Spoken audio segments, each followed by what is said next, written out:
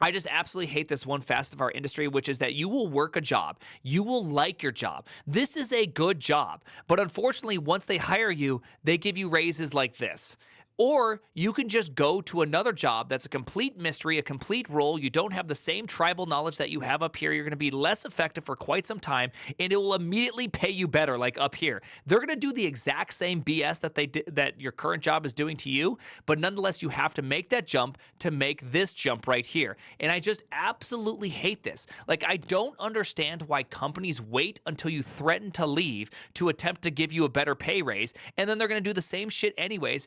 And if you threaten to leave to get more pay, you don't think that there's a target on your back for doing that? Oh, you're that guy who tries to use force to get a pay raise. It's all the same shit, and I do not understand why companies do this. Your people that you have working for you that have been there for 2 years, these people are massively valuable. What are you doing? They know more about the process and the people. The longer you can get people excited and working for the same company, the more cohesive and better your product will be, because they can work together. They know each other. They can actually go with higher amounts of speed. What is this min-maxing that people make? They literally save $50,000 while losing like $1 million in productivity. Like, do you realize how much it costs to lose somebody that knows everybody, that knows the product? Like, this right there is years of lost time.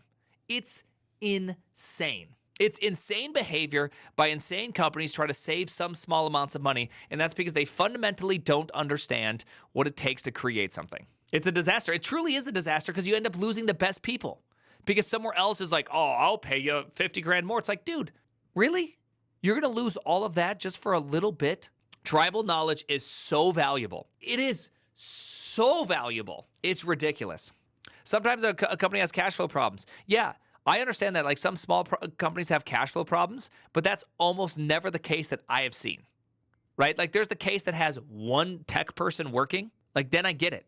That's like a small, like that's tiny. That's not a lot of people, okay? It's like this. It's like this. This is a little teeny tiny guy.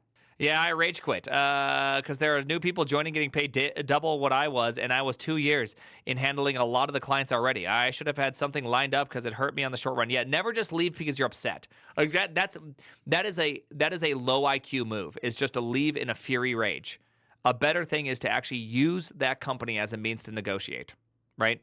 Upset is bad. Yeah, you always make worse decisions when you leave in a fury. Find something else. Use your company as a means to bargain and move on. Yeah, let's see. Yeah, make sure you know what you're running from, not what you're and what you're running to exactly. Often, how I like to say it is that you should never run from. You should run to. That's almost always going to be a better decision in life. Is if you're running to something. You're like, okay, this job is interesting. This is what I want to do.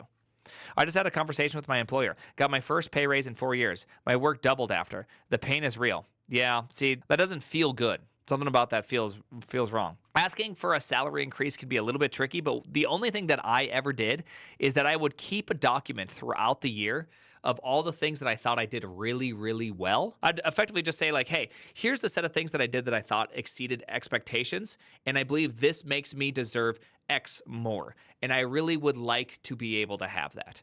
I like my job. I would like to stay here, and I want to continue to be motivated to create another year of these type of wins. Make a journal and write down what you've done every week. And when it comes time for a review, asking for a raise. Yeah, exactly. That's what I was saying. I didn't write down everything I did. I only wrote down the things that I knew were like, I exceeded expectations quite a bit. Because the thing is you don't want to just inundate with everything you've done, because most of what you do for your job should be the expectation. Because if you're like, I did X, it's like, of course you did X. I told you to do X. Thank you for doing what you were supposed to do. So instead, it's like, no, I did X and then I also did Y because I saw that Y needed to be done with X. And you're showing that you're like, not only do I do the things you asked me to do, I take initiatives and bring more into it and fix it more holistically. This is why I am not just a junior engineer. I'm a mid-level engineer. This is why I'm not a mid-level engineer. I'm actually a senior engineer. This is why I'm not a senior engineer. This is why I'm senior architect, distinguished, prestigious individual, gold gun, Call of Duty player. You know what I mean? The simple problems with a lot of devs is that they think simply existing at their job is a reason for them to have like an ever increasing amount of pay. It's really not going to work out that way for you. You have to become valuable at the company, and you also have to work at a company that values valuable employees.